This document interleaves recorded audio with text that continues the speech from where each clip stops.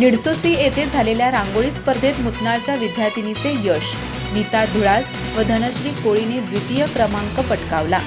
प्रत्येकी 1000 रुपये व प्रशस्तीपत्र देऊन गौरव. SJPN ट्रस्ट पॉलिटेक्निक निडसोशी यांच्या वतीनं प्रतिभा शोध 2025 अंतर्गत आयोजित रांगोळी स्पर्धेत श्री दूरदुंडेश्वर हायस्कूल मुतनाळच्या नीता अशोक धुळास आणि धनश्री भीमसेन कोळी या विद्यार्थिनींनी द्वितीय क्रमांक पटकावला.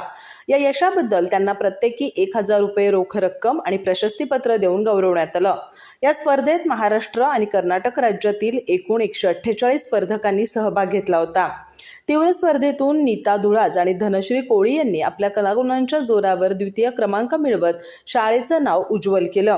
या दोन्ही विद्यार्थिनींनी यापूर्वीही चित्रकला स्पर्धा, रंगभरण स्पर्धा, पोस्टर प्रेझेंटेशन स्पर्धा आदी विविध स्पर्धांमध्ये घवघवीत यश मिळवलं असून त्यांच्या सातत्यपूर्ण कामगिरीचे हे यशस्वी फलित असल्याचं शिक्षकांनी सांगितलं.